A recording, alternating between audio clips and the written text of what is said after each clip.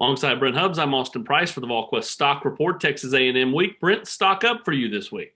Stock up for me is a little bit outside the box, Austin. I'm going to go with Matthew Butler. I think Butler epitomizes this team right now. The senior's playing his best football. He's getting the most production he can out of his game, and I think he's playing pretty relentless. He had 6 tackles against Vanderbilt, including a sack. He had 6 tackles against Arkansas and Auburn as well.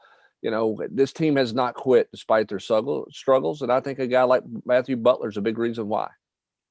Stock up for me this week is going to be Quips Crouch. He shows flashes from time to time, but I thought Saturday was his most complete game at linebacker all year long.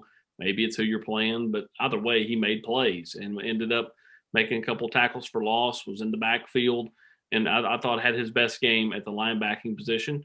And good for him because he needs to continue to progress to play alongside Henry as Tennessee tries to become a better defense. Stock down for me. I'm going to go Tennessee secondary. Still too many plays across the middle of the field, and I get they didn't play all that bad Saturday, but still, outside of Bryce Thompson, the secondary continues to give up too many plays for my liking.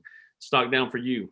Yeah, I'm kind of in the same boat, but on the other side of the ball. I mean, Tennessee was productive offensively. They put up a good number of yards. They did some things in terms of stats that they hadn't done all season long. But they give up too many sacks. You know, you had the 6 sacks against Florida, sacked multiple times again on Saturday against Vanderbilt, who's not very good in their defensive front. Tennessee still has some issues picking up blitzes, it looks like, with some communication.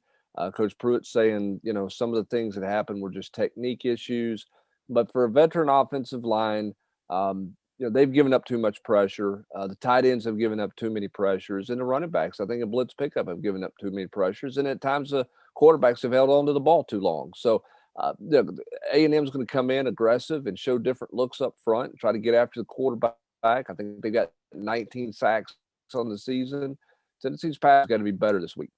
Stock stagnant for me. I'm going to go with the fact that Tennessee's place kicking situation is no different than it was a week ago at this time. Toby Wilson came in. He made the extra points that he was asked to make, but he never got to attempt a field goal. If Tennessee gets into a close game with A&M this weekend, if they're lucky enough to play them tight, who pulls the trigger on a potential kick late in the game to put your team ahead or tie the game? I'm really interested to see how that plays out because again, they asked him to kick extra points last week. He knocked them all through.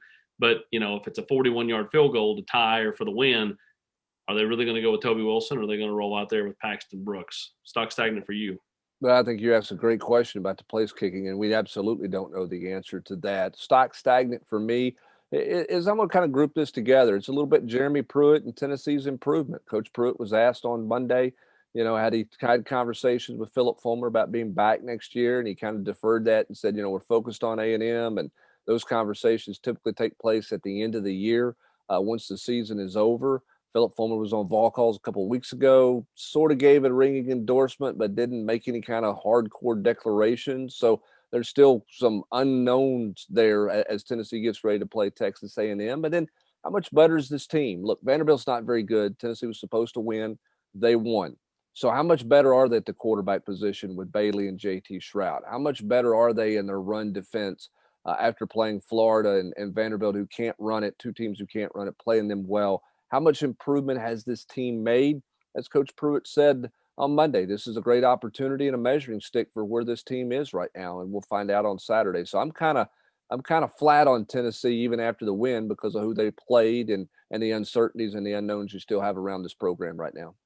He's Brent Hubbs. I'm Austin Price, and this has been the Volquest Stock Report for Texas A&M Week.